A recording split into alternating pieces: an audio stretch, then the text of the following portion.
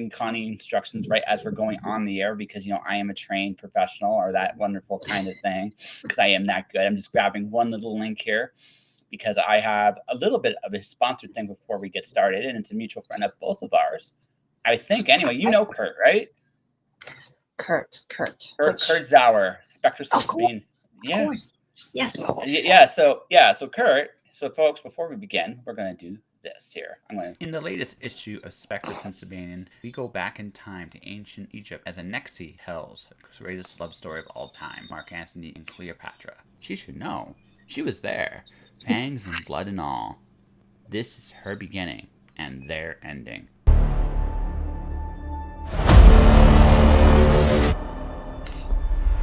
Spectra Sabine is ongoing on Kickstarter right now. To support it, please click on the link in the description below.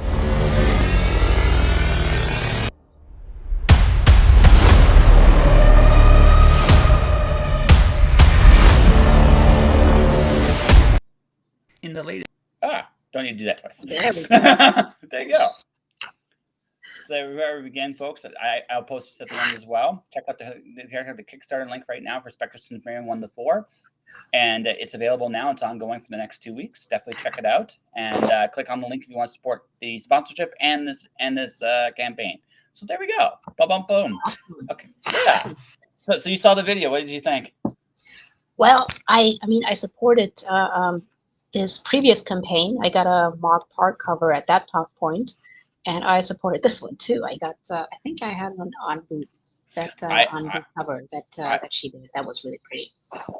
I was so mean. I had to choose between Anna and Log. It made me sad. I know. There should be a 2-for deal, like a platform or like some kind of a support tier where you can choose like one of two or two different ones, or maybe mix and match. That would be great. I think they have them.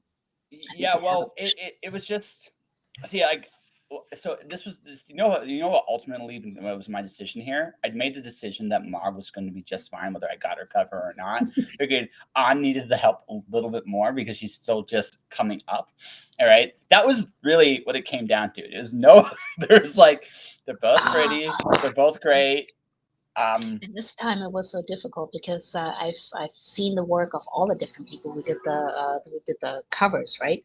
Yeah. And Chris had difficult time because his sketches and his some of the stuff was stolen at the con that they were at just before, and that was why his cover was late. So I felt bad for him too. Like a lot of people supported his cover unseen actually just because of that. They had the startup video with everybody chiming in and all that kind of stuff. I'm like, damn it! Yeah. Now I have to get 3 or 4 different ones. I get the entire starter pack. Damn. Wow. No, so this is what I did. So I'm actually I didn't ever support the series prior to this. So I got the first 3 issues with Mog covers, and I got the 4th issue with on. It's like there you go. That was how I did it. Because cool. No, I'm incredibly happy for both of them, and I'm watching your art. You've gotten really good, like really. It's amazing, because I've been working as a designer for decades now, like just graphic design and vector art and all that kind of stuff, and I've always kind of pushed back to the creative part, just doing it as a hobby and everything. And only through COVID and the whole lockdown did I have enough time and opportunity to start out and actually connect with people.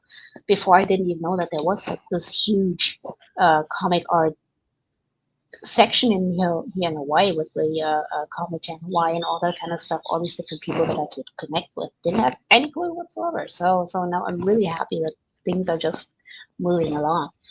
Would you ever do interiors of a comic? I'm curious because you're really, like you said, I think you could. I know I could, I know that I could do very well with illustrating and everything. I know I could, and I've done I don't know if you've seen this one. This was like a Free Isabella when he died. They did a homage. Little thing for his family, like I know. I actually, I don't know if you realize this. For 2 weeks, I actually put something on the podcast for it on the audio. Oh, okay. Yeah. No, it's fun because okay, so for me, like COVID, the cool thing is I got into all these different creative communities from all over. Yeah, there's a lot of stuff going on. Yeah, well, there's always is, right? So sometimes now it's like this. This is one of those like eureka moments here. I get to sometimes talk pulp stuff with On because On's a big, like, I know what she's into in terms of literature and stuff like that, and it's hilarious because I think I came up with the perfect book for her to work on, and I get to break my bank for that hopefully in the fall because she's worth it, and I'm I'm hoping it's not a comic, it's a novel. So I know that I know that you could write a comic too, but I think the difference between a novel and a comic is really just thinking of it as a movie and visualizing it. So I guess that's mainly the difference. Actually, okay, maybe. I'm sure you're gonna correct me. I'll help you. Here, you want to see where my art has come from? This was the last. Okay. I've gotten All right. I've gotten better at the expression thing. I think I got that nailed down. Right, the eyes are just like you can just see it. Like he doesn't look happy, does he? Oh, he's an angry dude. He's an angry dude. Yeah, he's covered in glitter. Right. He's a glitter angry dude. Oh my god, that's hilarious. Yeah. So I did a story for John Westhoff's A Part-Time Comics. It's a short story. So Magic the Gathering, there are artists that alter Magic cards, and sometimes they look really, really great. Honestly, they look even better than the originals, and sometimes the originals are awesome. But every once in a while, you get one of these absurd ones. You're like, why did you ruin this card? Like every once in a while, you do see that, right? So I thought, what if the Magic card actually realized like he was an awesome card, and then he got altered like this? Okay. Right? It's a little bit meta, but it's just like one of those things that's like because it's part of the deal, right?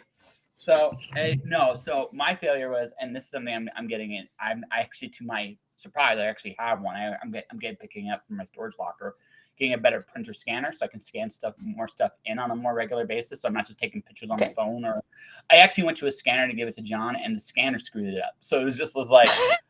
Damn. Because like I did what I could. It was just like, okay, I guess not. I'm gonna have to do it myself. And I've also got evolved game plans. See, I actually have pencils now, not just mechanical pencils, but actual pencils now. And I'm loath to admit this because I didn't realize how valuable a white pencil is. I did not realize how valuable it was when I started. It was like now I'm like, oh my gosh. But pencils, there's something really, really meditative about sharpening your pencil. You can angry sharpen your pencil too when you're just kind of like, I don't know what to do. Yes, exactly. It's like stab. But going back to what I was saying though initially was like, so I've made all kinds of connections in the Hawaiian comic community thanks to, in part. So initially JD Estrada, which I always have to give us a thank you because he's who introduced me to Mog. And through Mog and Mel, I've met you, Tori.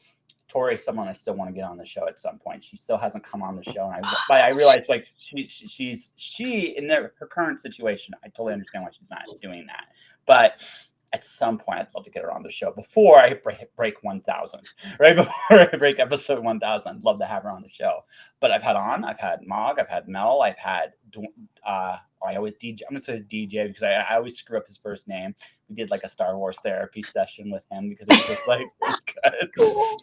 Yeah, no, it's actually it's in the description. I think I made him laugh in the description. It's like, here, but it's okay. It's okay. You don't like The Last Jedi. I understand, right? I understand, right?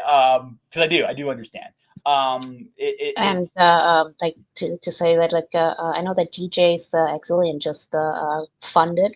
Yes, it did. And yeah. I have to say, like, one thing that I admire about his interior work is also all the detail and angles that he puts into the architecture. Yeah. You know, the castles and everything. I've told him this before because it's just amazing. There's a lot of detail going into that. So there's DJ. There's like I've interviewed a whole bunch of you from the island now, so it's like I gotta go at some point. I gotta actually go travel and meet some of you guys in person, right? Come on over, man. Yeah, I will totally. I have a dual citizenship, so I can get over here. Awesome. Right? Yeah. I don't have to deal with. I don't know if you're aware of what's going on in Canada. Canada's still a little behind everybody else in terms of COVID policies and some Mm. of the issues. But as an American, I can skip most of that bullshit. It's just wonderful. Most of it. So I'm still kind of bummed because we had tickets to go to Vancouver for Iron Maiden. Like this was like before geez. COVID even. That was before COVID even, and I think it was 2019 or something. And then That'd it be turns 90, out, yeah. it turns out we couldn't go because my husband has a DUI from like 2004 or something, and Canada is very restrictive when it comes to DUIs or other. That I think that counts as a felony charge in Canada. And anybody who's got any charge like that can be turned away right at the border. Mm-hmm. Yes, they can. And then we just figured, well, we don't want to take that kind of chance, just sitting there like, well, this sucks. So we just kind of like yeah, no, we have a very we're a bit weird that way, like compared to the rest of the world. We just are. It just oh, it's just different. But if you know that beforehand, then that's really, really helpful. We just didn't know before we bought the tickets, which sucked. Yeah, no. And like Vancouver is one of the prettiest cities in Canada. It is one of them, right? Now, if I do decide to stick around, I have this like I'm in Calgary right now, kind of building my business and stuff like that. Right, I'm kind of building this up. But when I get to a certain point, I'm probably going to head back to the mountains where I was for like 6 months because it was really, really, really pretty out there. It really, really was. And I living in a mountain, getting up, literally having deer as your neighbors next door in the middle of the city. There's nothing quite like it. It's a small, simple place. And I'm okay with small and simple at this point in my life, actually. Yeah. Sometimes busy can be too busy. Trust me. Yes. Oh, I know. Like Honolulu is beautiful. And actually, I think right now we've got the mildest climate and weather anywhere. Everywhere else is either getting toasted or flooded, and over here we're just like, it's breezy, man. Yeah, well, same with us. Same with us. We're not getting anything right now, which is kind of like last year was the hottest summer ever, and this year we haven't broken 30 yet. Which so put this in your numbers. We've been around the 100 mark. We've never gone above it though. Like, you know what I mean? It's like it's been just 100. Like it's been as high as 100. We still have days in the 70s and 60s though, depending on how rainy it gets. So I don't know, whereas 115, 120 degree weather the previous year, right? And then it's like 20 degrees cooler. Yeah. I'm not envying anybody in that boat right now. I mean, over here, most of the time it's like in between 85 and 90. I think most of the time. That's a good degree. Like, you know what I mean? Yeah. It's pretty good. Nice and cool. Especially if trade winds are going. That's not really. That's bothering me. None. Don't even have to have the air conditioning on. So perfect. Well, yeah. Well, no. Just I ironically, the thing I learned when I was living in Phoenix, because Phoenix gets one of those places that gets really, really hot, right? Oh, yeah. Right. So here's the thing. The air conditioner actually makes outside warmer by like a couple more degrees. Yeah. Yeah, that's true. Like I learned that while I was in Phoenix. Like, are you kidding me? So why would we do this? And I just concluded we're insane. And it's like, oh, that's just what I concluded. Like, that conclusion to that. Oh my God. Well, why would we deliberately heat the outside more, right? And then it's like, oh, because we're batshit. That's the only thing I can think of, right? As long as we're sitting in the shade, who cares, right? Yeah. I guess, but I looked at that. It's just like, But no, man, just like it's one of those situations where I've learned, and it's like kind of like, okay, we are going to just understand that the world is a crazier place than I could ever hope to imagine, and I'm just going to just roll with it because I don't understand. I think I'm too old to understand, Connie. I think I'm just way too old. I think that's where I'm at. I'm just too old because I don't get it, and I'm not worried about trying. You know, Too no, much just of it. yeah.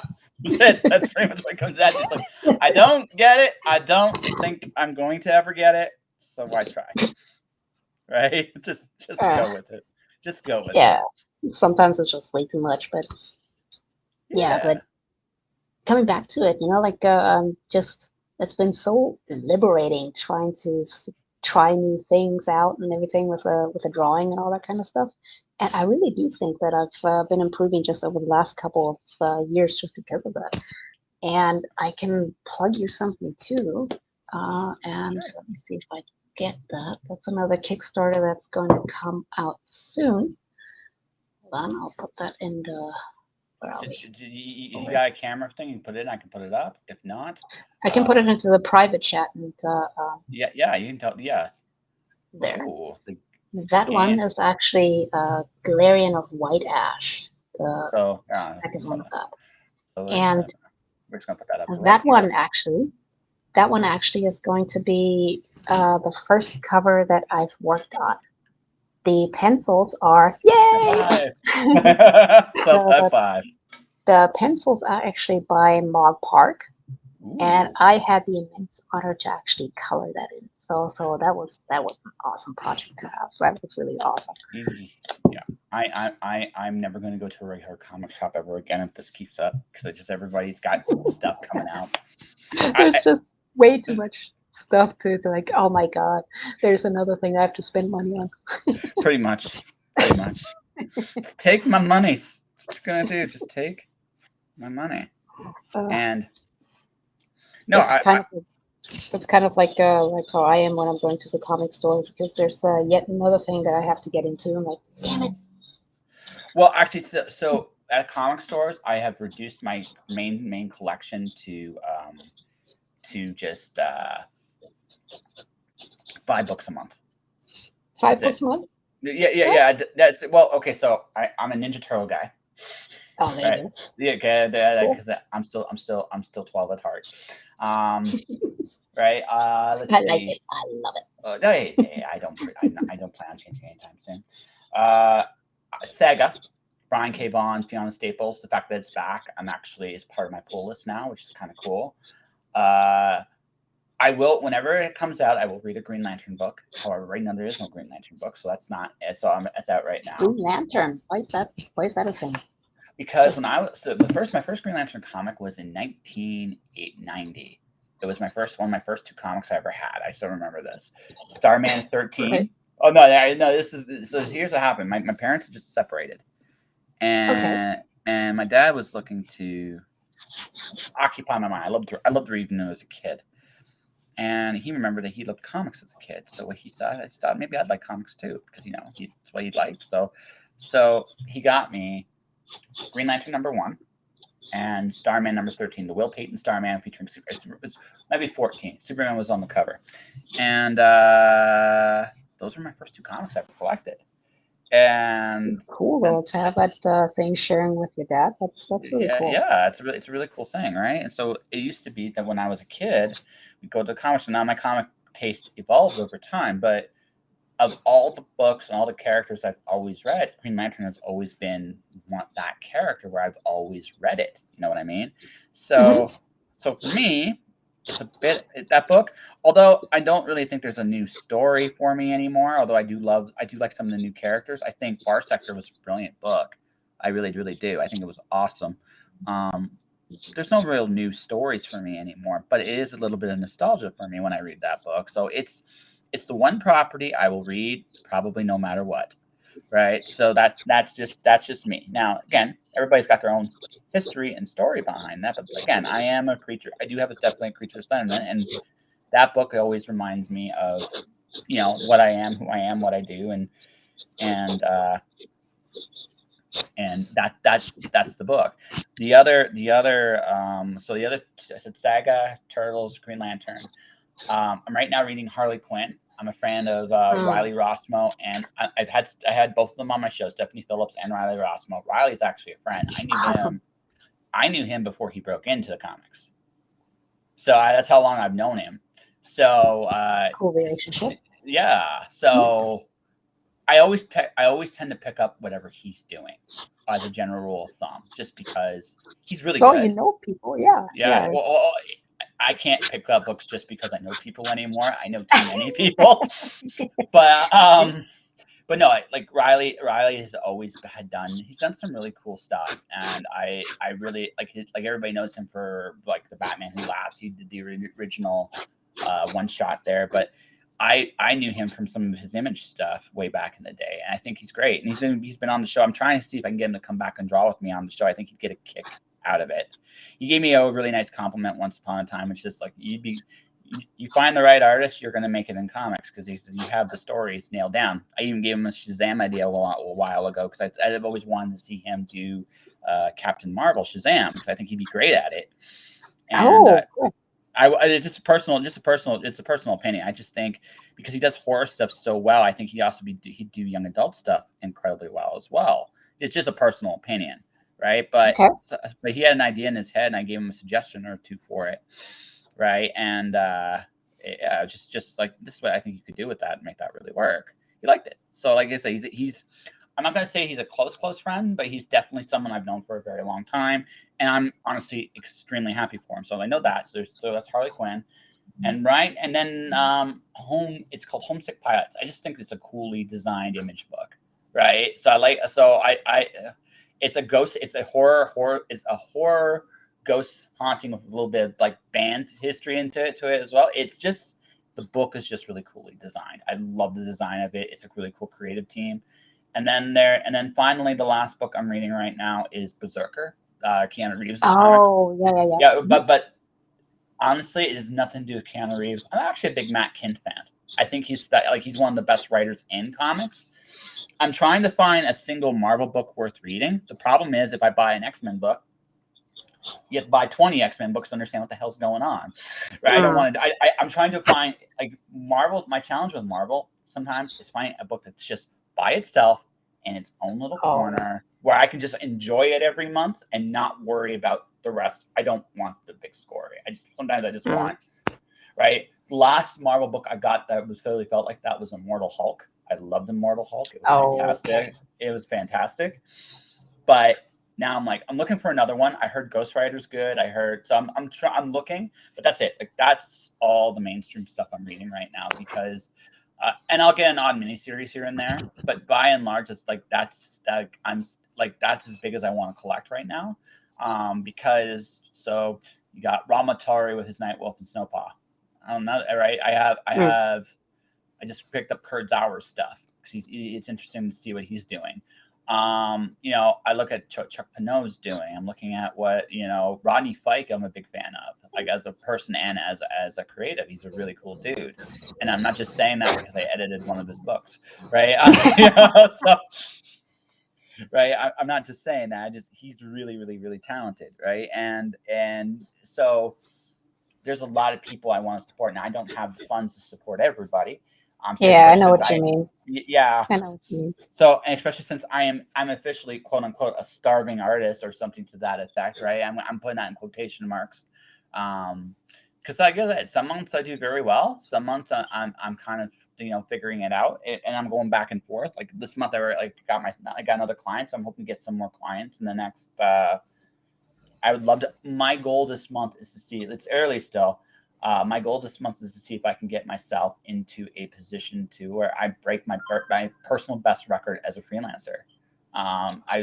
Which is for me is two. Hey, hi, Kitty. Kitty wants to love. I can see it.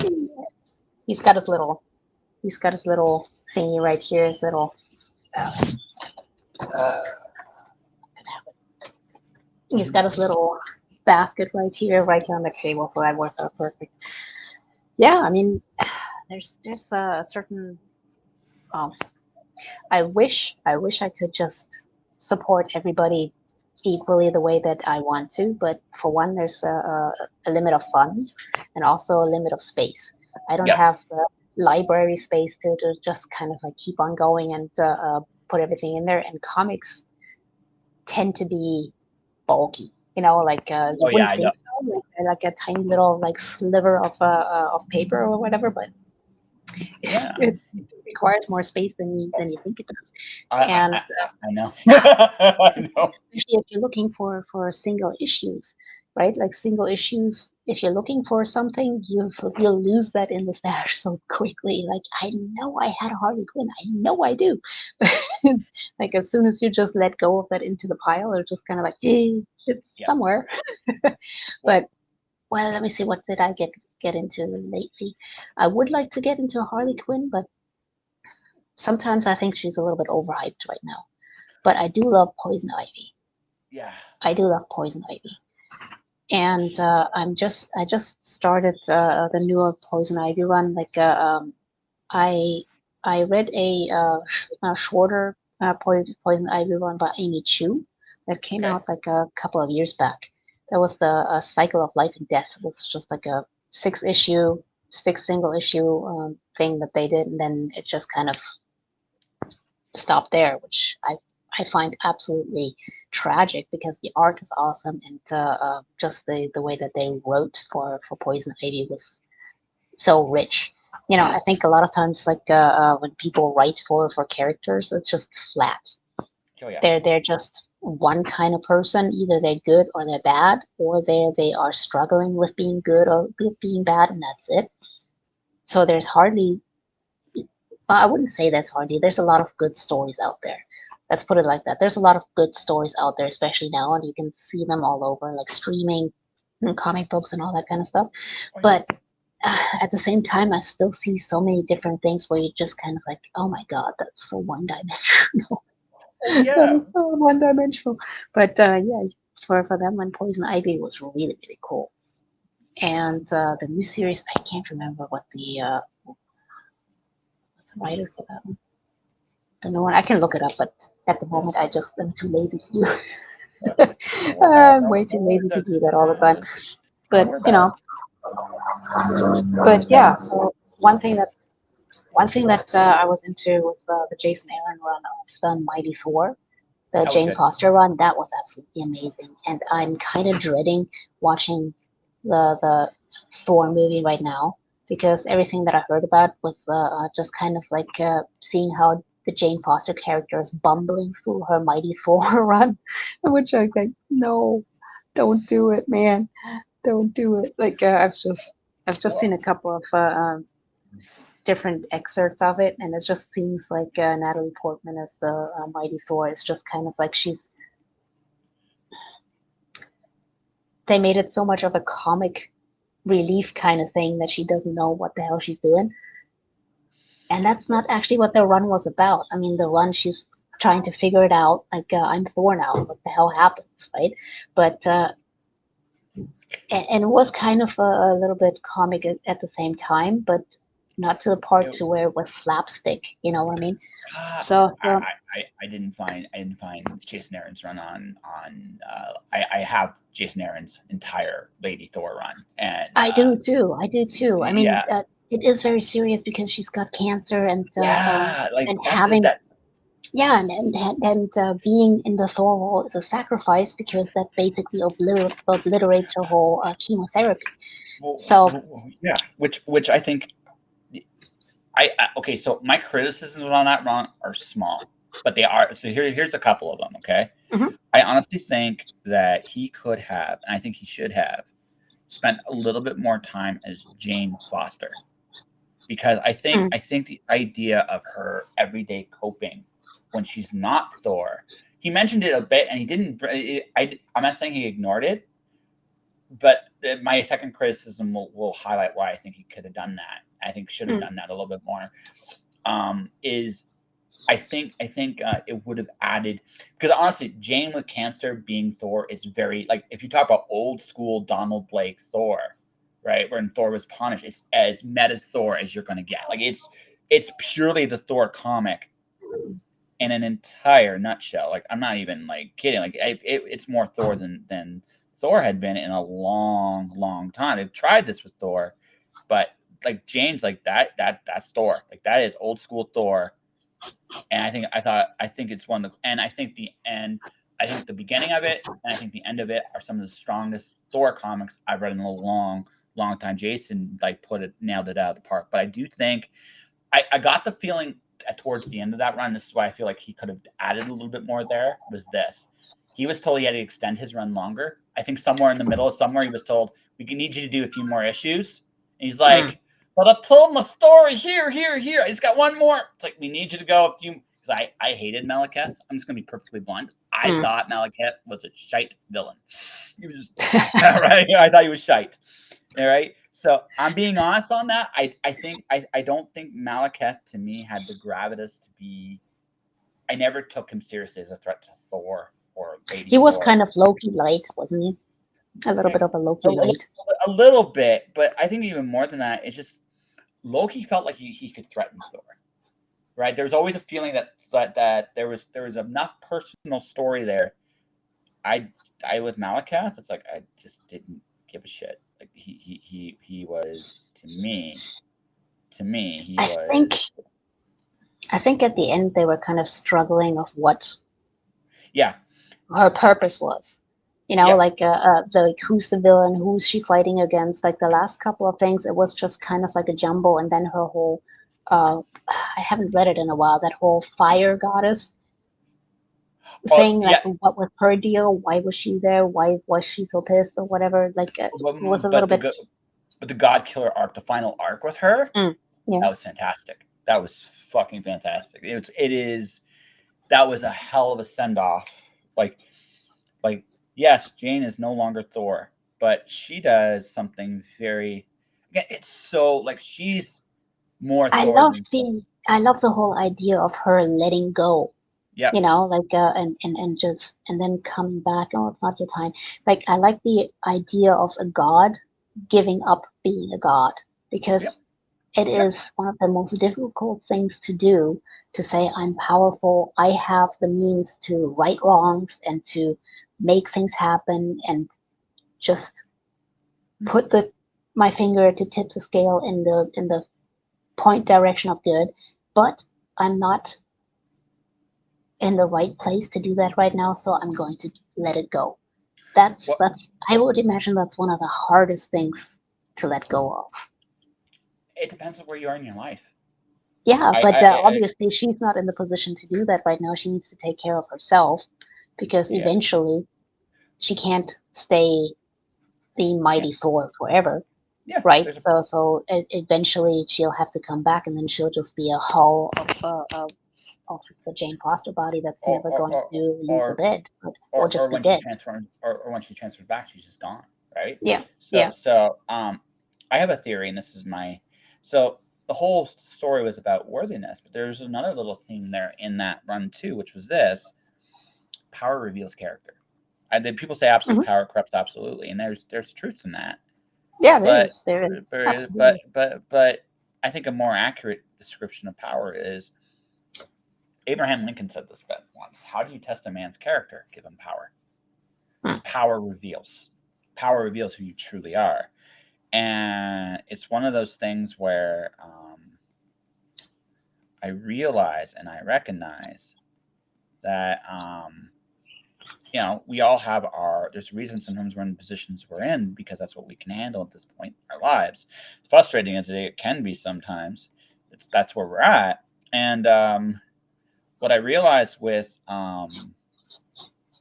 so that's what made that so cool too, was she was I thought the hammer sacrifice in that was interesting, in that the hammer had a different relationship with her than it did with even Thor, like Odin's son Thor.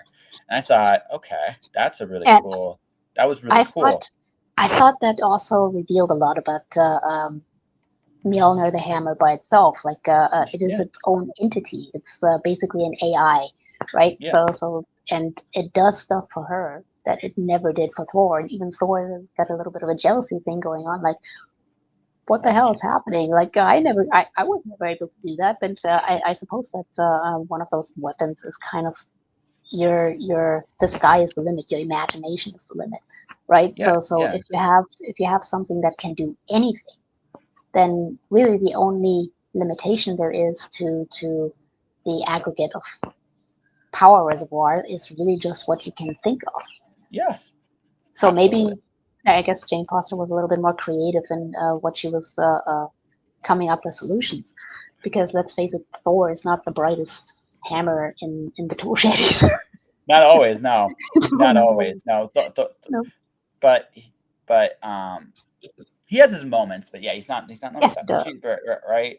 Um, so yeah, so when I look at like the run, see if the story arc with Thor: Blood and Thunder is that Jane has cancer, and that's the cliff ending at the end. It's like, okay, they're gonna actually go down this path, which I think would be a really interesting one in the movie. But again, I'm not in a rush to see movies. Like at this point, like I finally started watching The Boys. Finally, Oh, me too. Yes, we just finished season 2. We kind of like went through it the last couple of months, I think, just yeah, looking yeah. at that, and I do like it. And then I Oh was yeah, thinking maybe I should read the comics, but people have told me that actually the comics are not as nuanced with the characters as the series is. yes and no. Yes. Okay. So there are some things the comics do better, but by and large, I would go so far to say that the television show is actually better than the comic. I will, and I love the comic, but I will say the television show. It gives all these actors and characters space to really grow and breathe, right? For example, the female, or now Kimiko, never Hmm. really had her name in the series. Her and the Oh, Frenchman okay. they had a different relationship. Now, there are a couple big key differences in the comic versus the reality. Like, Compound V Hmm. was commonplace, was super commonplace, and in the boys comic, it never had the issues of being revealed to the world, going out in public, things of that nature, and the nuances that say Anthony Starr brings to Homelander, like some of that stuff's there, but it's not to the same it's not to the same nth degree, right? Hmm. So um and the other again, and then what they're developing now with Becca's and Homelander's son, like that never was in the comics. Uh, Butcher's character growth arc. Butcher was always a monster, even in the comic. Now he wasn't. Hmm. He never was a. How do I put this? He was honest about it in the comic. He's a lot more honest about. One of the things I like better in the comic is that Butcher is far more honest about who he is and isn't in the comic than he is on television, right? And You he think has I never got the impression that he wasn't honest about being an asshole. oh no, he's an Oh, honest he's asshole, oh, you mean but his like he's doing more subterfuge and trying to manipulate people, or oh no, well, the fact that he's a lot more prone to break his word in the television hmm, show than he is in the comic, right? okay, He's a lot more okay. prone to doing that. He's a monster. I mean, the final arc of the comic, Butcher's the villain. I'm not going to spoil much else to it, but Butcher's the actual villain of the story. But you don't feel like when you get to the end of the series in the comic, Butcher and Huey, especially their relationship, is very well developed, and they do a very good job of adding a three-dimensional layer to Huey. But the Frenchman, Kimiko, they're way more developed in the television show. So is Mm. Starlight. So is Queen Maeve. So like Maeve is such a more evolved character in the show than she is in the comic. So is Homelander. Homelander's as a monster, as a legitimate, He's terrifying. he's very well done, and I Yeah, have to say that the actor is so great and just turning on and off the psychotic as well. And even if when he smiles, you can see that terrifying little twitch in his eye the entire time. Like that. It's so much emotion, like yeah. emoting control, and that's amazing. Like the what is it? The assistant. I forget her name. Ashley. Ashley, yes, that's right. Like Ashley's terror of him when he smiles is so Oh, believable because like oh yeah. when he's talking to other characters like Deep or uh, A Train or whatever, like and he's smiling, that psychotic smile that says like he, Yeah, a lot of because times you have to imagine that he does exactly what like they have this thing one time where he obliterates an entire crowd, right? Yes. And then you find out that he's only doing that in his mind. And Yeah. that's what I imagine every time he smiles like this. That's what he quietly thinks he's doing, like imagining what he could do and what he would like to do. And yeah, actually, just her fear of it is so realistic. You just think like, Oh yeah. what the hell is he thinking about, Well, right? you can't even lie to the guy, right? You can't even lie to him because he can hear your heartbeat. He can hear when you're He can, elevating it, right? yeah. And right, you can't even lie to the guy. But now he's how did I put this in the show? The one thing I noticed about him personally is he's a spoiled little brat, and he's a petulant Yes. child. He's a petulant child. So to some degree, he's easier to control in the show than he is in the comic. In the comic, he's Mm. psycho for other reasons, and like noir story in particular in the comic versus the show are very different. But more in an adult way. Like, you mean like, So in the comic, Noir is actually a clone of Homelander. He was set to replace oh, he was set to replace Homelander in the event Homelander went batshit, but Homelander never really went batshit. And one of the reasons this is important because in the comic, Butcher always assumed it was Homelander that raped his wife. In the comic, it actually was Noir as home because he looks like Homelander, right? but he could still be. They could still be revealing that in a later part of the They show. did Black Noir stories in season 3. So I mean, I do Ah, I see. know I'm not quite they entirely know, there yet. yeah. So, um, but it's one of those moments where you kind of just realize that again, the show overall is, I think, better. Right, the show overall is better. It does a lot more nuance. There's a lot more character balance, gravitas. Like Huey's evolving, like how he evolves in the show. I like a lot better than the comics. In the comics, he's such he's such a, I'm gonna put it like this, he's a candy ass in the comics. Like he's such a he's Well, borderline. he kind of is in the show He too. is he kills Translucent by himself on purpose in season Well, 3. yes, He's not that's he's true. not he's not what Huey is not is he's not necessarily the guy that's going to be upfront about being aggressive. But when his He's back's very passive aggressive. Let's put yeah, it that way. Very passive aggressive, and a little bit whiny about the same fact too. oh no, he's a whiny. He's a bit whiny, but also at the same time, this is a guy that didn't have the balls to ask for a promotion at his job, and That's suddenly true. suddenly he's now dealing with Translucent, who's trying to fucking kill him, and they're right after right. And the fact of the matter is that he was able to, like, he's so quick on his feet on the show. He's incredibly quick on his feet, and I think that, and they showed his PTSD of everything, like just everything he did came to a head. They did a really good job of that. They did, like, he had, like, I am much more empathetic to Huey in the show than I am in the comic. That's my thing. I really, and the other thing too, Terror is in the show earlier on in the comic, like really, really early on. One Okay. of the most so that scene where he goes Terror, fuck it. That scene where with the sponge toy. So the first, in issue 2 of the comic. So in the comic, Butcher meets. It's very similar in the sense that Robin's dead, killed in a very similar way, right, by A-Train,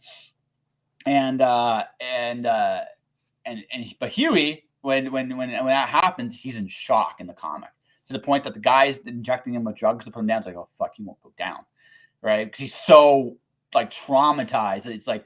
And everybody's like, ah, shit, you're just, fuck, you're just fucked, and I can't, just go down, kid. You need to sleep. You need to, like, he finally breaks, and then he's on a park bench, and then Butcher meets him, and then there's this little dog that's yipping. He's like, oh, I hate one of these little dogs, and then Butcher goes, hey, you want to see something funny? Sure. Terror's in the comic, and they're like right out the bat. Terror, fuck it. And then it cuts to another scene. It cuts to Starlight's initiation, which is not that different from the Deep. It's far crasser in the comic than it was in the in the series. In the television series was bad. The comic was far worse. But they did what he did to Annie, what Garth Ennis did to Annie January for the first like 2 arcs was just like wow. But we'll get to that another time. But yeah, then comes back and Tara's humping this little dog going there. That was Yippee Dog. It's just like, oh my god. And Huey's face is, this is the maddest fucking thing I've seen in ages. He's got this like smile. And again, Butcher's up front. He goes, listen, you're going to shake hands with the devil, but you can get revenge on the Stoops and all that stuff. And again, it's a brotherly relationship. Huey and Butcher are the main 2 characters with lines and stuff in there. And like I said, whereas the show, they did a much more wonderful job of giving all the characters context, a cast around them, and they're far more human, far less crass. It's much more. They're much more human. They're much more human. They're much more nuanced in the story. There are little things. I think that the one thing the comic did better than the show was the airplane hijacking. Okay. Because what the airplane hijacking comic is heartbreaking. Because what they decided to do was show all the real physics of what would happen if a superhero tried to do what they did in the comics. Right? Oh, okay. All of the physics. It goes bad, and it's not just Maeve and Homelander; it's the entire 7. Okay, so it's not just them keeping the secret; it's basically the entire crew that fucks up. And it's brutal. It's even more brutal than what happened on the plane. What you saw on the plane, and I get it too. Like the luxury of a comic is budget, right? So you have the luxury of the comic is you don't have to have the budget, but that issue was so well done. Like, well, again, if for people watching, listening, the Boys comic is crasser. It's a lot more comic book oriented than the show is, but the core of the show is the same, right? It's about showing the grotesque other side of a lot of superheroes. So, want to see what I drew? Yes, go ahead. It's a little bit. Oh, there you go. What do you think? I see that you got the like a whole landscape. You're getting a little bit more ambitious with the whole setting of different things. Okay, there he goes. Knocked it out. Okay, good. What did you say? You're getting a lot more ambitious when it comes to like the whole landscape of different things too. Like, putting a little context around what you're doing. I like it. Cool. Yeah, I'm actually I'm doing a graphic. My next actual book release is going to be a graphic novel release. It's going to be kind of interesting and scary. So what I'm using as a model is my Twitch streams. So instead of doing like a dialogue, so they'll be like playing a game. So like this for people that are watching and listening, this is from this scene is from a very familiar game. So what I'm going to be doing is probably for the first. So the first scene in the game the first scene in the novel is a Twitch stream. Right. Okay. I might actually even color these. I haven't decided whether I'm going to keep them colored or not, because the subtle storytelling is. So the big difference. This is my homage to Fahrenheit 451. Right. This is my homage to it. Oh, okay. Okay. So here's the thing. Instead of doing it about reading, it's a lot about drawing. Right. So my main character is in the story is called Lights Out. So the story is this. Instead of going to jail, when they punish someone for a crime, they cut them off of technology for an extended period of time. Oh, okay. Right? Just the lights go out like that right? And that's what it is. That's your punishment. Instead of going to jail, you get a basic allowance for food. You have to do some community service, but you have no access to the system. So in the story, to kill the time, he learns how to draw. So, remembering my journey through art, I didn't start experimenting with color until much later into the journey. So I'm like, I don't know if I play with color right away with him, because I don't know if that's where I would start. I would start probably with black and white pencils, and I'll use inks because inks highlight stuff very well. But yeah, I mean, yeah, it's all about. I realize with this, it's all about. Um, so, but maybe for the Twitch stream, I might go a little bit more detailed, because now it should make it feel a little bit more video game esque, right? Depending on how ambitious I might feel, I might go 8-bit, I might go 16-bit, I might go 32-bit, like that kind of thing, like something old school.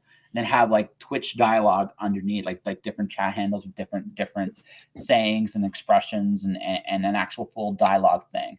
Have like a viewership number in a corner somewhere, and just make this feel like a Twitch stream for the first few pages of the story. Then it gets Oh, okay. and then it feels like a prose, and then it goes into prose with occasional illustrations in the story. And then when the lights gradually come back on, I do another Twitch style comic. Okay. Yeah. You can see it, can't you? I think I can. Yeah. Okay. I'm also liking the idea of like a gradual change as the skills go up. Yeah. So that's some interesting take on it, and also like looking at what you can do and what you need to Well, also, add. it's also looking at my skills level. Honestly, I can say I'm somewhere between consciously incompetent and consciously competent. I've gotten a lot better, but like I'm still a long way to go from people like you who've done it for much longer than me. Oh, wait. Well, I And- always and- say like it also is how much time you put into it. You know, like yeah. I started doing a drawing really really early because of my mom's and my family's background being in art and design and all that kind of Sure. stuff. So I always had like paper like here you draw. So Yeah. so that's an early start. So yeah, and I've always said to a lot of different people, they say like, oh, it's talent, it's talent, it's talent. Maybe there's something to that, but at the same time, it's also a lot of practice. So yeah, the more you practice, the better you get. Oh, absolutely. But but again, I'm thinking like where I'm at right now. I'm still going to be drawing probably for the foreseeable future, right? But what I'm saying is where I am at right now. If I wanted to tell a story, right? So what's the best way for me to tell a story? Well, from a learning how to draw perspective is a much more realistic way. I can do that because it can take right. I can do that. Say it's by coming up with like I'm a master at my craft. I don't think I'm there yet. But what I can do, right? I can confidently do like, oh my God, these new drawings for the first time, or this new concept for the first time, and I can have it work because it doesn't need to be perfect. It just needs to be you understand what the picture is, and then the rest can just simply be, me just doing stuff, right? And so, I mean, I got some decisions to make, but this is like my first actual attempt. And then what I'll do is, like I said, I'll put my dialogue in the story on these pages, scan them up, right, and then make them again. I look at different ways you can do comics too, right? And I'm like, you don't need to do traditional thought bubbles to do comics. You can also just do what Lyle Saturday Morning Funny. Instead of doing bubbles, you just put the dialogue underneath the pictures. People can actually see what you're saying and doing, and people can get it very, very quickly. And that's historically that's the first way of how they did comics. Exactly. Put the comment under. So that's nothing to sneer at. It's just absolutely like how comics got started. So yeah. So I mean, I'm just like So I'm looking at this like what I can and what I can't do, and can I tell a compelling story with it? So, and the answer I think to that is I think I can, right? And now again, will it be as refined as some other people I know? No, but it doesn't have to be either. All it has to be is all it really has to be is something people understand. And I realize like that is the real secret to it. It's not. I'm not going to say like being as great as you possibly can is important, and I should say that, and I mean that. But it's not always about being great. Sometimes it's about just doing the work. And I think also that it depends on what kind of story you want to tell. I mean, if you're Mm-hmm. looking at, for example, Sweet Tooth, Mm-hmm. the story that Jeff Lemire, is it Jeff Lemire or that Jeff Lemire? I, Jeff Lemire. I say Lemire, but hey, yeah, Yeah. But I mean, technically, skill-wise, he's probably not as high up as a lot of different people. You okay, know, like when it comes to the detail of things, the angle of things, like mm-hmm. muscles, all that kind of stuff. But he tells the story in a way that it makes it very direct. You know, you can see where he's going with it. Oh And yeah, he's got a very, very graphic way of telling a very bleak story, right? So yeah, it goes directly to it. In a way, his way of telling the story is getting rid of the frills around it and yeah. a lot of different things that are really not necessary to what he wants to say. So I think there's a little bit of a redundancy about what comics need to be looking like. Oh You yeah. know, Oh, not everything needs to look like a Marvel comic, and the and it, traditional Marvel comic or a traditional DC comic. And sometimes I think that American comics and in a way also manga anime sometimes shoot themselves in the foot because everything that comes out of the same area fits into the same mold. yeah, oh, yes, totally. You know, so it's kind of like a formula that everybody automatically follows because that's what they grew up with. Oh If yeah, you're looking at comics, let's say in Europe, it's got so much more diversity with it.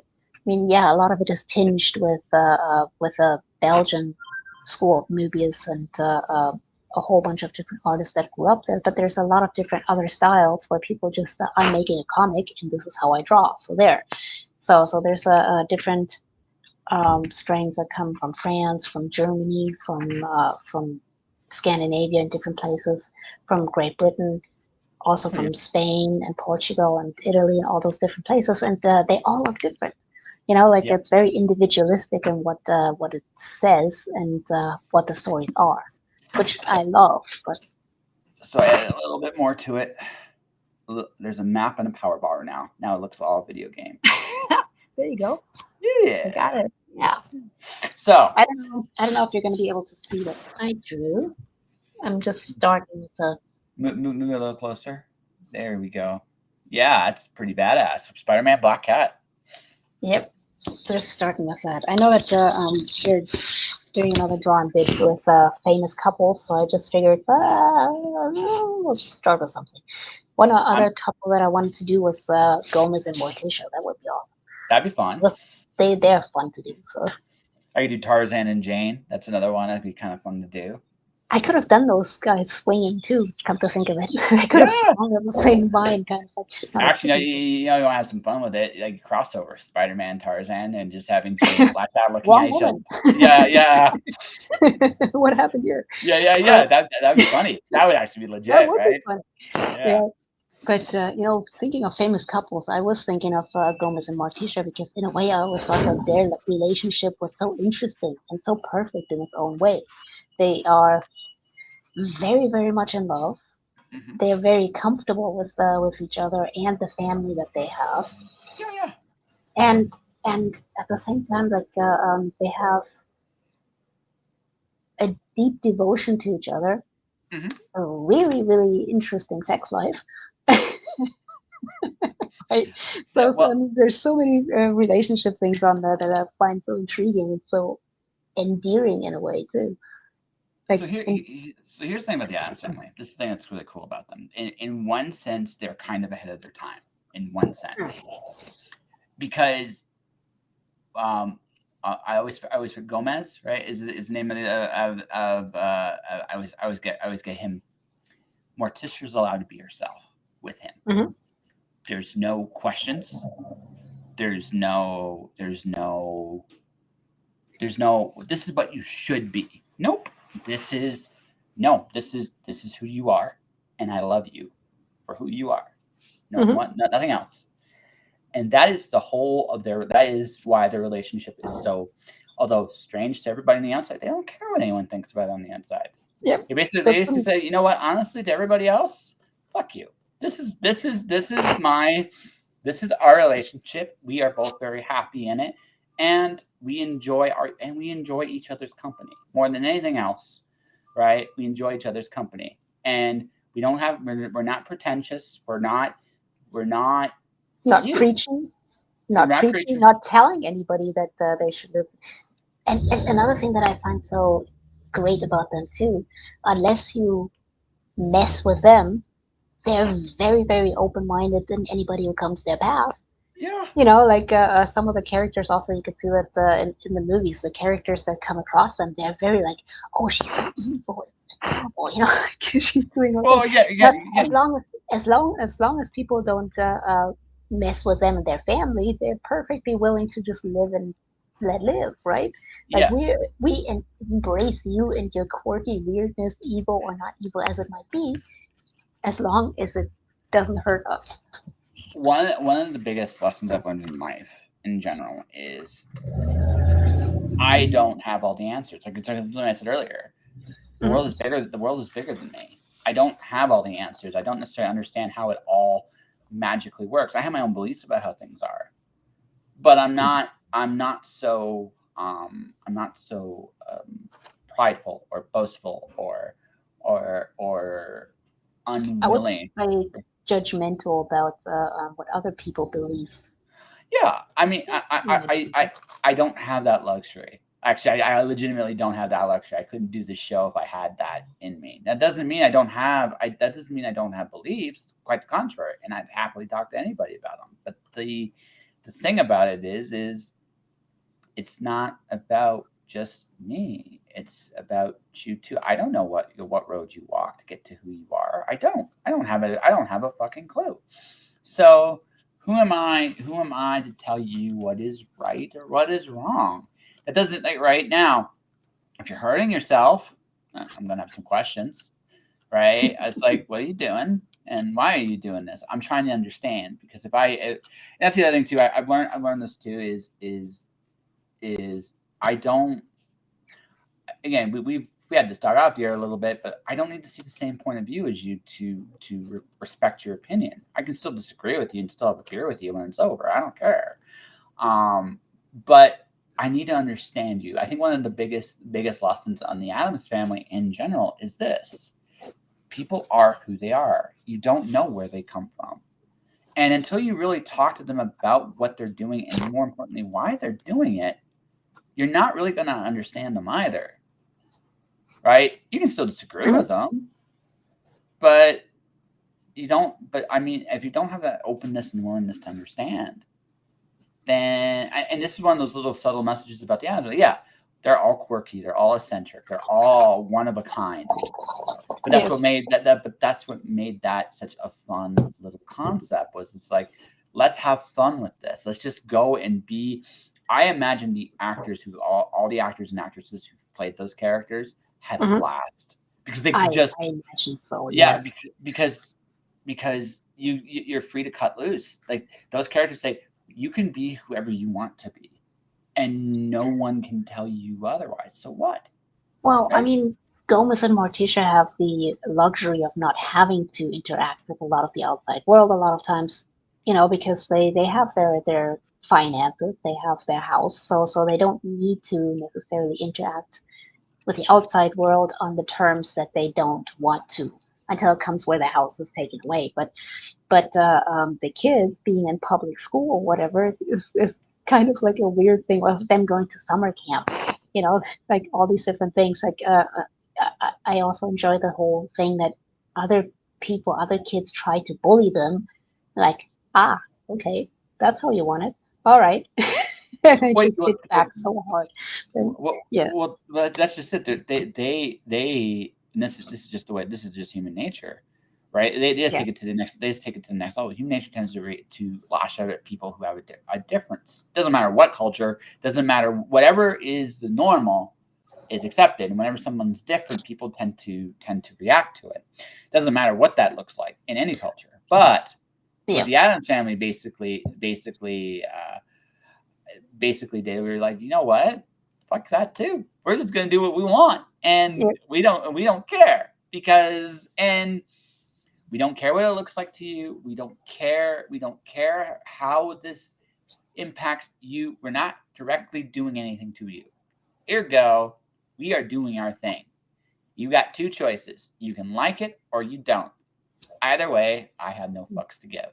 And that is Yeah, a wonder, and that right, and that's it's a wonderful concept, and yeah. just and they're so inviting of people coming in, except for when you're caroling in front of their Christmas caroling in front of their doorstep, apparently. But I'm just Nobody's perfect, right? But I mean, that's again, that's the thing about, that show, right? It's about that freedom. Like, honestly, we would be a much better world if we were like this. But again, we all have built into ourselves on some way or another. We have expectations of what people should and shouldn't be. And I think our biggest conflicts are when people go against our expectations and we choose not to really see it for what it actually is. And that my expectations and your expectations are different. That doesn't necessarily, again, I'm not saying, I think where we all can agree is don't hurt each other. But beyond that, there may not be that much in common. And it doesn't I actually think have to be right. I think the problem is that a lot of times what people think hurts them is a different take. Like a lot of people think that humanity is hurt if there is certain kind of people around, or humanity suffers if there's somebody different or whatever. That's superimposing like the existence or the behavior of some people, just the existence of it being a detriment to the society as a whole. And that's where sometimes the main problems come from. Like people think they are hurt just by the existence of, let's say, somebody else doing something different, or whatever it is. So I think that's one of the main problems. People getting or their feelings hurt for things that don't necessarily impact them personally, just on a morality kind of. There's that. So I lived in the Mormon community for 2 years. I ended up Okay. working for an author, and I didn't find out until I got up there that it was a Mormon community. I found out like 2 hours while I was on the bus. So what kind of place is Oh, this? And then they go with oh. me. That's a Hmm. Mormon community. It's like, oh, well, this is going to be an experience. Hmm. I didn't know what to expect. But when I got up there, what I got up there was I realized, and this is true of every small town to some degree, everybody expects you to play a certain role, Mm. right? There's a certain expectation of it. It's just I don't necessarily think it's one person directing all of this. It's just I think what happens is like any other system in place, there's a system, it works. We expect people to play a part of the system, whatever that might look like. Hmm. And what tends to happen though over a period of time is that the towns get bigger. There's more different kinds of people that come up, different generations, different things are learned, and things change as a result. Mm. So I had a buddy up there who had to keep under the closet that he was gay, and he was considering. Oh. Okay. Well, it was just it was the environment, right? I understood that. But the other part of that though was he contemplated actually marrying somebody just to hide it better, which I think Oh. would have been a mistake for him and his friend both. He was a classmate, and one of the classmates, we ended up talking to him about, it's like, no, this is a bad idea. Don't do this, right? You will regret it. But again, he didn't fit where he was.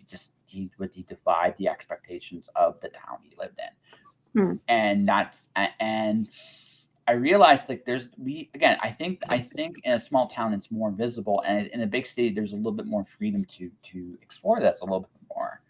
But I think That- what ends up happening is the nature of the place you live kind of dictates the expectations around you. And Mm. what I've realized when I live, like one of the things I realized, it actually loosened me up. I used to be a lot more conservative until I was up there, until I Mm. got to see how I don't like that much stick up ass. I just don't. It's just one of those things where I just look at it. It's just like, no, not for me. I like freedom. I do love freedom, and I love people being free to be themselves.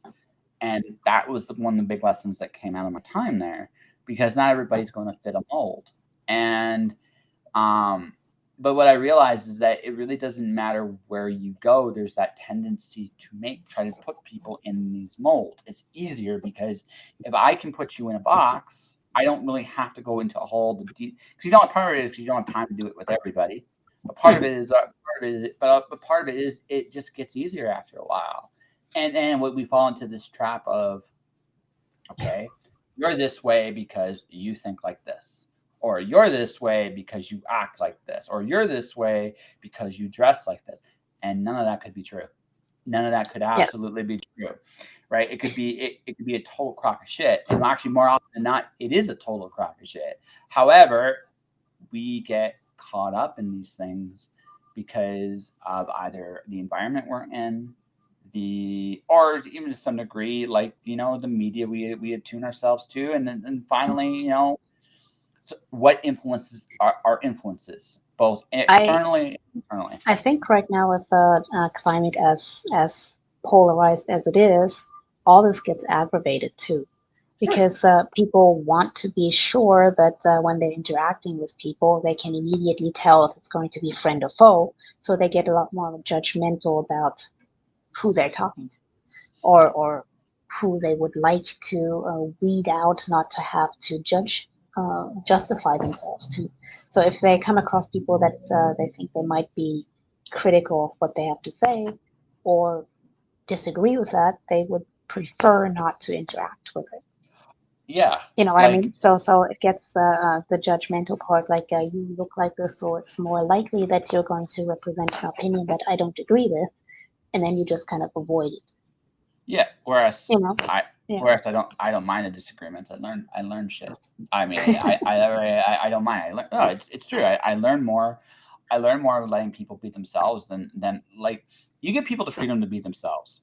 It's wonderful because what happens is then they open up. They really open up to you, and you get this one. Like, okay, so today I go to the coffee shop before I meet you, grab a coffee, Hmm. and I meet this gal who's serving coffee, and I found out she wants to be one of those people. I can't remember what the exact word, Chandler. Like, I can't remember what she called it, and I'm just going to annoy me until it's gone. But she wants to basically help people with their faith that are in prison, or students, or nursing homes, or, like, I think that's actually pretty cool. And Yeah, yeah, I right, agree. that's a pretty cool occupation. And so I started. So next thing I know, we're talking scripture, because why not, right? And it's interesting, and it opened her up, and I got to see a little bit more of who she was, and I think it's actually a very cool thing, because I learned something about her, and I learned, like, ultimately, whatever you might think of her faith or lack thereof, is, like I said, I don't care about that. What I looked at instead was, I see a woman that wants to make a positive difference in people's lives and help people as best Hmm. she knows how. That's pretty. I don't know. I think that's pretty freaking cool. Would it be the way I do it? Well, it's not. I don't think I could do it her way, and it's just me being. That's an honest assessment of myself, and but I can admire her for going out there and doing the best of what she knows how to do.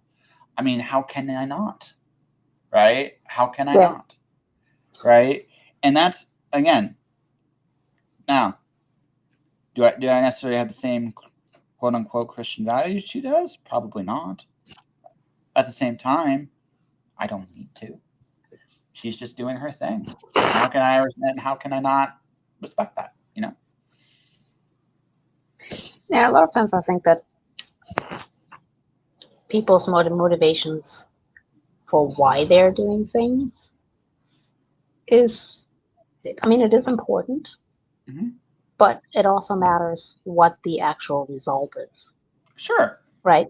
So I can say that a lot of things like religious outreaches or whatever, I can say that I don't agree with their ideology, but there is a lot of different religions that have had a huge impact on homeless communities Sure. or other things that have been done just because people are interested and they want to help the community. So yeah, the motive of why people do things the way that they do can be so different. But as So long as you want to help people, like well, B2J say like, no, you can't do this because you're not doing it for the right reason. You know what I mean? I look at it like this. I just look at it like this. There's three. So in terms of communication, and especially when there's like a misunderstanding of communication, there are three things: intention, impact, interpretation. Okay. Intentions can't be argued with. I cannot read your heart. If you tell me you want to donate $1 million for, because let's just say hypothetically, because you want to save your intention is to save your cat to spare animals causes. I can't question that. If you want to say you want to donate for the same thing because you believe in, and going against animal suffering, I can't argue. I don't know your intentions. I don't know your heart. I can look at the impact. You just gave $1 million to an organization that's dedicated to helping animals, right? Yeah. Right. The debate is interpretation, right? That's the only real debate that is there. Like, if there's an incident, if you and I have a misunderstanding, then the misunderstanding is how we interpret the action given. We can't argue the impact. We can't argue the intention. But this impact did this to me because of this, because of my experience this way. And you can go to me, well, this experience impacted me this way because of my experience this way. Neither are wrong. But what's happened there is me and you I now bridged the gap of understanding, right? We understand each other, right? And now once you've done that, right, I can still, like, okay, religious concept. My friend wants to help people God. Maybe God help them walk through, help, maybe you're helping a prisoner, find God in the midst of being down. That's not an unknowable thing. I think it's a very cool thing, right? I mean, who needs help more? At the same time, right, someone might go, well, I don't necessarily agree with that. Why this religion and not another religion? And honestly, I mean, but I mean, the intention there is she wants to serve and give hope to whoever needs it. That's her intention. Can't argue the motives of that. Her impact could be, could be something incredible, right? Might change someone's life for the better. Yeah. Right. Absolutely. So that's the impact. Can't argue that either. Now, interpretation. Do I necessarily agree with the God? Doesn't matter, right? If you made someone's life better, right? Now, again, do I agree with everything? Maybe, maybe not. But at the same time, it's not just about me. At the end of the day, it's not just about me. It's about it. So, and again, being a big enough person to just look at something and say, okay, this is good. It may not be how I would have done it. You can say that, but this is good. Who can argue, right? I think it's funny because we kind of like made the circle back. Yeah. Because I was just thinking of Jane Foster again, saying like, this is how I would do it, but I can't do it anymore, so I'm going to let go. So we're back to that thing of saying like, well, this is how it is. This is how the intention is and everything else. But at this point, you just have to step back and let it go. Yeah. So it's funny how we can make the jump all the way backwards again. Oh yeah. Well, that's what we seem to be talking about today, and that is the freedom to be oneself, whatever that looks like, right? And it's okay, and sometimes, and again, because we mentioned the Addams Family, it's okay that other people may not understand you. Sometimes it's not really about those people; it's about you. At the end of the day, and you doing what you believe the right thing is, whatever that looks like. I mean, that is, at the end of the day, that's what makes us all human beings. All right, that tells us who we truly are. Right? I don't know. At the same time, at the same time, I think you shouldn't shield yourselves of other people's opinion of what you're doing or what you're not doing. You know, because Oh, a lot of people are saying that oh, you can't say that I'm doing the wrong thing or whatever. Other people's opinions are valid too. oh no, So, sure. you know, a lot of people are saying like, oh, this is you can't criticize people for doing this or that or the other thing, and you should, you know, if you're thinking somebody's doing something wrong, why shouldn't you speak up and say that I think your Absolutely. intentions are a little bit awful, but Oh, oh, then you have on the other hand the right to say like, oh, well, I don't give a shit what you just said. well, So there you go. well, here's the thing. If I'm doing something wrong, I Yeah, want someone to come tell me I think you're fucking up. Okay, yeah, how am I? So how am I reflecting your fucking point. right? But how am I Yeah, fucking up? How am I fucking up? Right? yeah, And but your answer, like at that point, though, at that point, I'm hoping the answer is, well, I just think like your course of action is this, right? This, and this. Because if someone goes to me, I just feel like you're wrong. If like someone goes to me, I just feel like you're wrong. That's when this comes up because I don't yeah. care at that I don't care at that point, right? Well, I guess the most valid point would be like you're doing this for a certain intention, but your impact is not what you think it is. Yeah, Right? yeah. That's always a valid point. You know, like you Oh, look at sure. it as like you're doing something that is not intended. That happens to me all the time, or it used to more than it does now. Like I'm doing or saying something in a certain way, and then it's perceived entirely different from what I'd originally Oh, sure. intended. You know, like it's the same thing with art. You're doing something, and you're just thinking like, oh, this is my point of view, and everybody's gonna get it. And it turns out people are interpreting it in a way that is completely alien to what you ever thought of anything ever. So like, huh, Yeah. Oh, yeah. alrighty. It happens. So for Yeah. me, so I remember I did a Hmm. motivation, and it was like no is just a word. Now, keep in mind, I have never put anything really sexually overt on any of my stuff. Oh, I see. I see where this is going. Yeah. So so the very first response I got that day, even though it wasn't my intention, wasn't even thinking in that context, right? No means no. I'm like, blank, blank. Okay. I did not even think, and one of my friends actually stood. Only one person stood up for me, and he was like, honestly, I've been on his board. He has never once said anything overtly sexual about anybody. I get the feeling. I get. Oh, at least I'll call. I'm pretty honest when I go to him. Hey, I think you're hot, or wow, I'll do that. But I'm not gonna be like I'm not going to be crass, at least in public. And right, right, um, the thing about that though is he's like, yeah, this is just a motivational thing. And I had like other people saw it for what it was, but there were a handful of people that are like, dude. And I gave up that day because it was just one of those situations where it's just like, this is not my intention, but this was the impact, Yeah. right? Right? And somebody It had does this. happen, Yeah. especially if it's Oh a yeah. public comment. You know, like you don't have any control over who sees it, and a lot of people are seeing things in the mindset that they are in, Yes. right? So if this Exactly. is what preoccupies their mind, then it's entirely legitimate that they have thoughts about Oh, something that you said in a different way because they might not know you, they might have had other things on their mind at that specific time, and yeah, shit oh, happens. yeah, yeah, no, it totally, right? And by the way, folks, when it comes to that, I do think no means no. I really, really do. Just saying that out loud. But the thing is, right? But the thing is, right? This is what I got. Like this is what I this is what that was my reaction. And that wasn't my intention.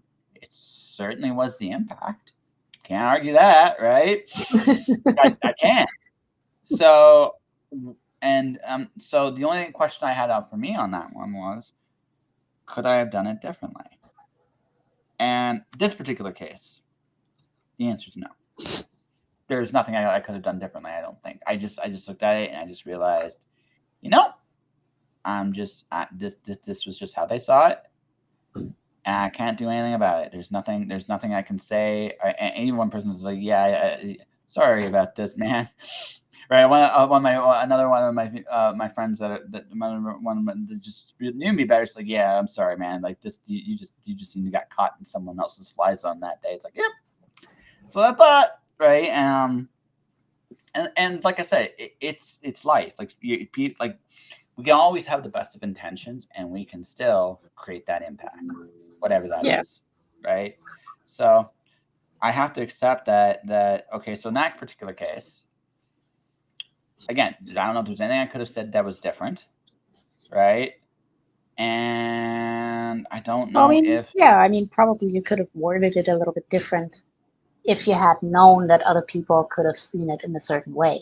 yeah, Like you can always try to think like, well, is this saying what I think it says? yes, So that, yeah, probably you could have done something different. But the thing is, if you don't anticipate that kind of line of thought, I certainly did then not. Yeah, like if you don't anticipate it, then there's only limits to yeah, how much you can prepare for other people's misconceptions. or hey, like I said, and again, interpretation is always up for debate. You can't argue interpretation. Or, well, you can argue interpretation, but you can't argue intention, and I can't argue the impact. So all I can argue is this is what I meant, and I hope you understand. And if you don't, I'm sorry. But I mean, yeah, it was just one of those. It was one of those moments. I woke up and just like, oh well, that is how it is, and I'm gonna have to live with this. I'm The gonna live with it. Yeah, snappy, I guess you might yeah, it's call good. it. Yeah. So right, that's it. Again, I'm certainly human, and but I mean, I've learned. I'm not a young man anymore. I've learned from most of my mistakes. I mean, I still make some of the same stupid mistakes when it comes to women, but I think that's just genetics more than anything else at this point, right? And right, and I've accepted those flaws. So all I can do at this point is, hey, okay, I've learned stuff. And I'm going to realize, and again, I realize, like, you know what, no matter, I can't anticipate every thought, as you just said, I can't. I can only do the best I can. And that's it. And, I'm going to have to let people, make up their own minds on what my intentions were. And if they don't like if they don't like what I said or did, then, there's nothing I can do about it, really. It just is,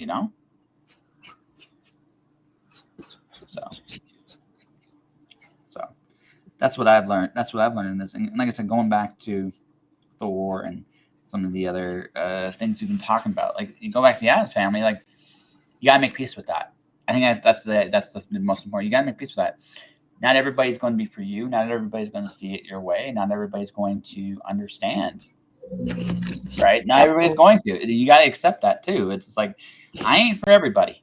It's a shock to my ego there, Connie. It was an incredible shock. I'm an acquired taste, but I've noticed that also that sometimes when you're among people that you're just starting to make friends with or whatever, you say certain things or whatever, and then they're looking at you like, yeah, oh yeah, and then they never call again. So that happens too, when you come across certain things and you're just saying it wrong or whatever. And I remember we went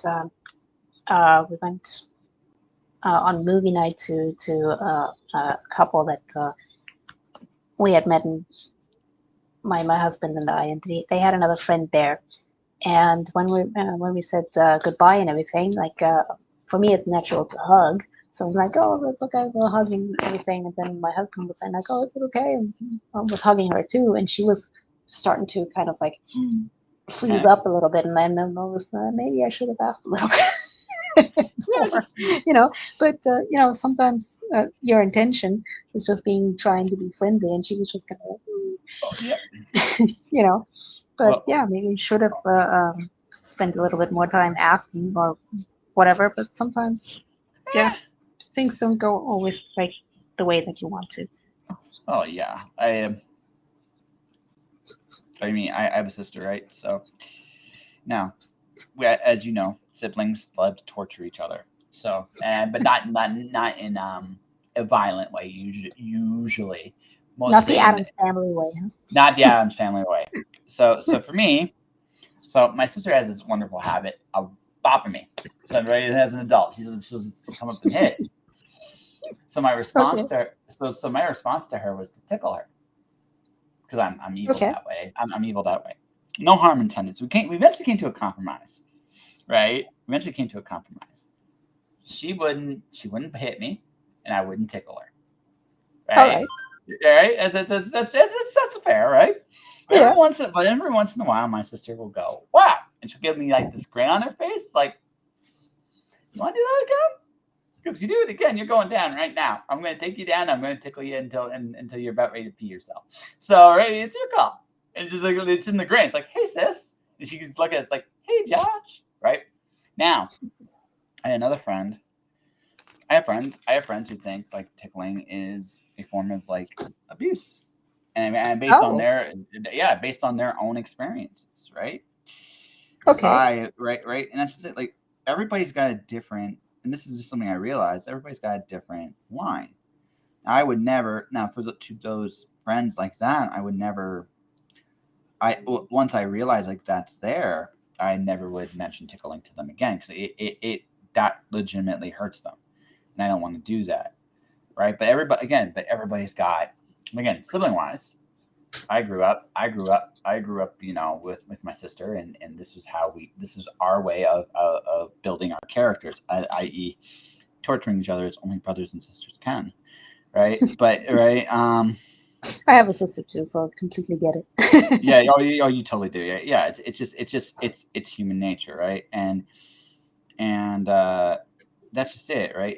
It's human nature. Now, it doesn't mean again, I don't go out of my way to do that too much anymore. I'll still torture my sister in other ways because again, siblings never grow old. But yeah, no, I've learned this in life in that everybody can interpret an action in many different ways. And you know, um so that all of which to say is sometimes I'm going to make mistakes. Sometimes. Sometimes. And what I've learned in this life is we should instead of I accept I'm going to make mistakes. I'm not going to worry about making mistakes. All I really worry about now is do I do better next time, and that's it, right? I'm going to be me. I can't not be me. I'm just going to worry about um, I'm going to worry about being the best me I know how to be, whatever that looks like, and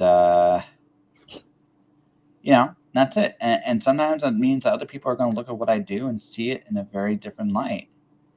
And sometimes they may even be right. You know what I mean? They might even be right about what they see versus what I see, and I accept that.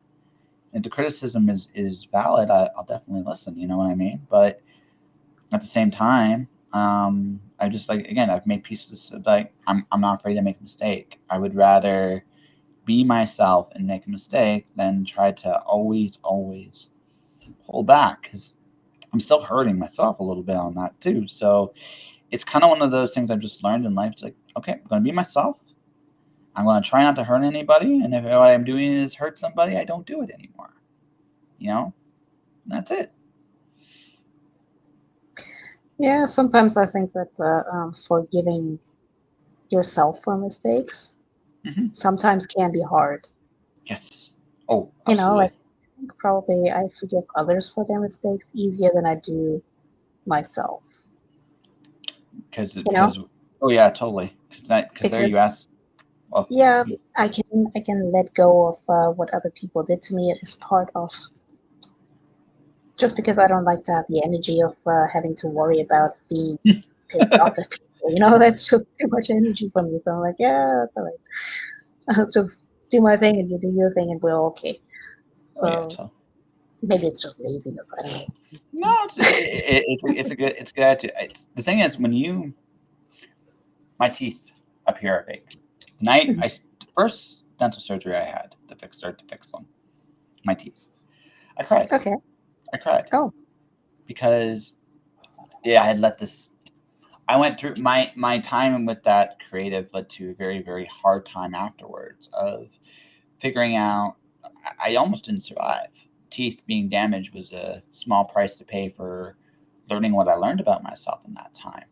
I found my darkness and then accepted a lot of things, including my own mortality, which is why I don't. I'm not gonna say I don't get scared. I don't scare easily anymore because it's just Okay. because I made my peace with my mortality. It's kind of hard to be as rattled when you do that.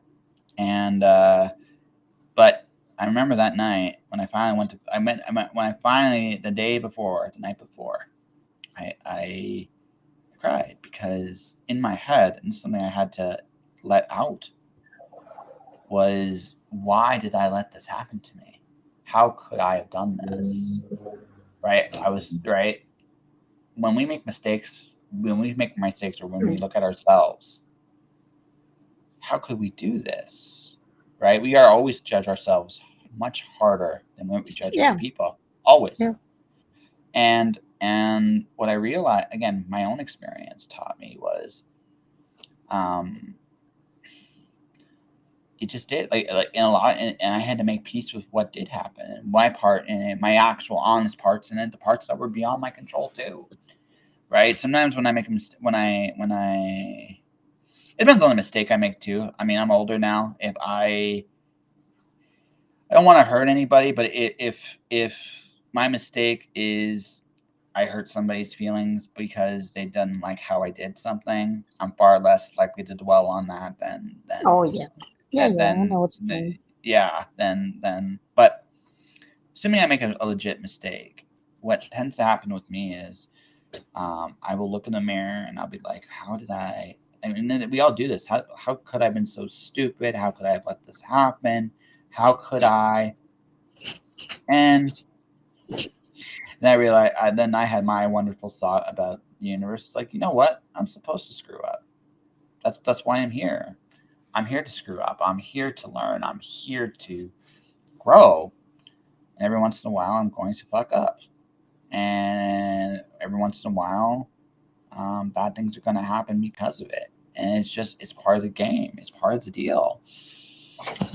You know, but that coming to that conclusion, and understanding that part of myself that's like, you know what, when I screw up, it's okay. I still get madder at myself than anyone else when I make a mistake, right? When I make a mistake, but I can live. But after I get over that emotion, it's easier for me to let it go now because I realize, you know what, it happened. I also noticed everybody knows that you learn more from mistakes that you make than you do from positive reinforcement. For the most part, yes. Well, let's quantify that. Like people learn better if they are have positive reinforcement to help them continue their journey. Let's say that. But at the same time, like making mistakes is the best way of going forward and say, this is what I need to do to form as a human being. At least I believe that, because being perfect is a bad lesson in of itself. Always having to be perfect, always being perfect. That's no way to be. And even expecting people to be perfect all the time. It's just, how boring would that be? I here. Number two. You're all right. Okay. Ooh. What is that character? What? What is that character? I'm thinking it gets like a little bit more like fearful, a little bit more like an expression of in shock or something. Or maybe that's one way. I didn't draw the ocarina very well. I need to put the ocarina to make the ocarina more pronounced. Then he's playing the flute. He's playing the flute. Oh, and, okay. Yeah. Sometimes I think it's because pencils are harder to focus on for the camera, so it gets a little bit blurry. No, it's So no. Again, it's okay. Here's the thing. Well, okay. So there's a lot to unpack there. So let's do both parts of that. Mistakes are honest. The one thing about a mistake is you can't ignore the impact of that mistake. It's right there. It's right in front of you. You can't escape it. You can't ignore it. You can't do any of those things. So if you make a mistake, if you make an honest to God mistake, well, there's nothing you can do about it because, hey, guess what? It's right there. It's honest. You can't ignore it. You made a mistake. It happens, right? It happens. On the flip side, um, you can still learn from success, but it's harder because you didn't make a mistake. Mistakes are blindingly obvious, right? When you're successful, you almost always make mistakes when you're successful. But if the result's a good result, right? yeah, You're not gonna pay it. Does it really matter? You got the good result. It might in the long run. Really successful people know this because they understand. They understand that there's no such thing as a perfect thing. I think that but there's a trade off, and it has to be kept in mind. I think perfect is the worst state to go for. I don't I think want that's it. because there is no straight way to go away from perfect. You know Mhm. what I mean? If you make a mistake, you can say like, well, whatever this is, I'm just going away from there. So Mhm. that's a direction that is immediately given to you to further assess what you're doing. So you've got somewhere to go from there. If you're perfect and everything is great, how do you continue from there? Always do the same? You can't. Are you always Well, going to keep still the way that you are in order to perpetuate whatever it is that your state of perfection is? You know what I mean? There's no direction that you can point to. Well, now I need to go there to better myself, or to avoid something else. There's no direction that comes from that. It's see just me. a stillness. Yes, and that stillness is why perfection truly is hell. Yeah, That's why we're right. That's because life has changed. I Ooh, shaded it a little bit more. that's awesome. You do an awesome black cat, by the way. You do an awesome black cat. She looks like she's up to no good, and it's fun. Yes, she's just kind of like and she's got a little, oops, she's got a little piece of jewelry that she's got holding over there on Hmm. her side there. So yay, we're She's having got fun. she's got Peter distracted. You can see that. She's like, Get what away. me? But but but um but I would so Sorry for I, interrupting you, but no, it's great. I mean, you did a wonderful job. I think great is what everybody should aspire to be, is to be great, but no one should aspire to be perfect because perfection is stillness. yes, If perfection is, if I were to define perfection fully, it'd be full maturity. Well, if I'm ever so, that means I'm going to be perfect one time in my life, the moment of my death, because I will never be able to evolve beyond whatever that is. That's as far as I can go. So that is, in that moment I am perfect because I will never change beyond that point in time. That's it. So life has changed. I want gray hair. I want like to have a more obnoxious beard when I wake up the next morning. I want things to be different. Every ear, ear hair. Yes. Oh, yes. I got some. Finally got some ear hair. It took me 40 years, but I finally got ear hair. But but but it's life has changed. Life is all about changing and growing and being a different. I'm not the same person I was pre-pandemic. I'm not the same person I was a year ago. I'm not the same person I was, you know, even 3 months ago. Right? My mindset has evolved to such a degree. For me, I guess this is why I don't think I'm sticking around in Calgary for forever. Forever is this. I realize coming back is good to come back. There's some people I feel like can really help, but I remember the one thing about Calgary that drove me nuts, and I've been experiencing it for the last few weeks. And I just realized, huh, you know, and that's the what drives me nuts is when I feel like my time's being wasted. That's what drives me personally nuts. Oh, okay. Right, that's what drives me personally nuts. So I had so people here have this really interesting habit of so I go, hey, I'm back in town. Want to hang out? Yeah, let's hang out. And then I don't hear from them for weeks. I don't hear from them for weeks.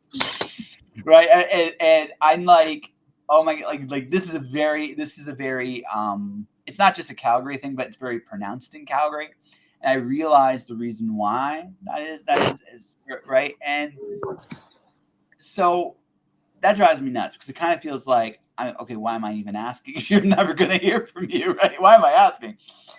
But I also get life happens too, and I understand that it's not all about me. Big head, I know, ego, you keep under control there. But yeah, it's just one of the biggest things I realize about. That's what drove me nuts about the city, about people here.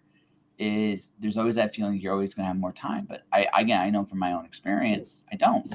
Like if you want to, I got shit to do. Let's hang out, right? If you don't, I got shit to do. It's okay. I understand you got shit to do too. I don't take it personally. Just don't waste my time, right? It's just, that's kind of how I look at it. It's like just don't waste my time. Just yes or no, and I'm good with it either way. Just tell me, like straight up. If you want to, let's hang out. Right? Is that unfair? Is that unfair? Well, I've been on both sides of the argument. Like for me, a lot of times it's like emailing people because I know a lot of people in Europe still. I'm friends with like high school friends or whatever, and then sometimes you write to them and then you don't hear back for like half a year or something. Like yeah. And I used to get mad about it. I'm like, well, if you don't want to have an exchange, then just say so, and I'm not going to bother sending anything back anymore. But then I've also been on the other side where people wrote me, and I just didn't have anything to say. Yeah, it happens too. So sure. now I'm just a little bit more like, well, yeah. If it happens, it happens, and then if not, like, meh. Yeah, meh. I'll get there. But I'm trying not to be too invested in and then expecting too much from people as it is anymore. I think I got kind of like over that after a while. Like that's from getting older too, So just if you don't want it, I get it. It's like no, I'll get there. I think I'll get there. I'm not there yet. I was like, okay, you're still growing, still changing. That all said, Connie, I've enjoyed this. I hope you have too. Yes, actually, we're almost at 2 hours already. Damn, that's we're getting quite some time. I'm surprised that I only worked on one piece, but I kind of started late. I saw you looking down, like, oh, we were drawing. That's right. Well, I just remembered. Yeah. It's one of those things I've learned in life too. Is I'm grateful for the time. Like honestly, I haven't talked to you. Like we talk off and on. Like we definitely do keep an eye on each other, but we don't.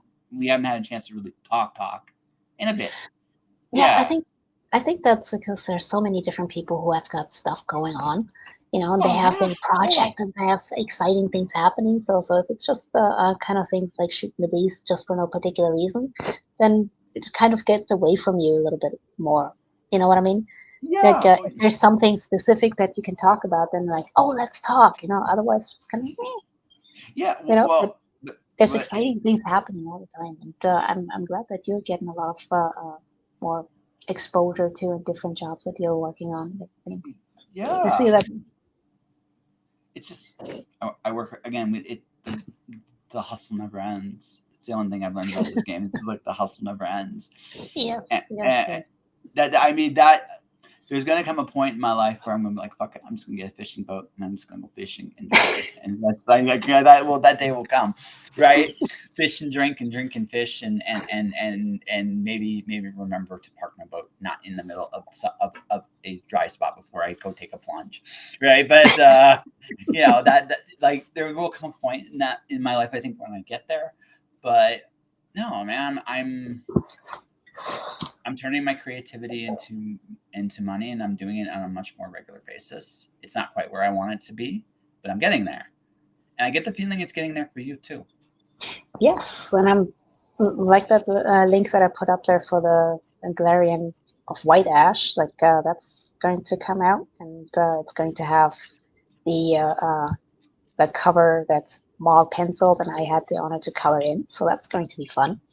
Yeah. I don't know if I've got the freedom to show it right here and give you a peek. I could, I probably should. No, So, you have obligations. This is business, and Yeah. I totally get that. But so I do hope when this is over though, you do send me that Spider-Man Black Cat pieces so I can put that as part of the episode description when I do the audio. actually, yes, I'm going to probably finish up a little bit with the shading and everything, and then I can Yeah. show it to you. Like a lot of times, like if it's just pencil, then and it doesn't have the contrast, then Oh, I know. you can't see it as well. So yeah, add a little bit to it, and then just boop. Yes. So no, like as a general rule of thumb, yeah, to continue success. Let's not wait quite so long for next time. Yes, Yeah, that's the let's right. not. That's not. Yeah. But I look forward. Maybe get you back here before I get to episode 1,000 for sure, because that's like, can't you Let's believe it? chat about more movies, man. Yes, but Rash comics. yes.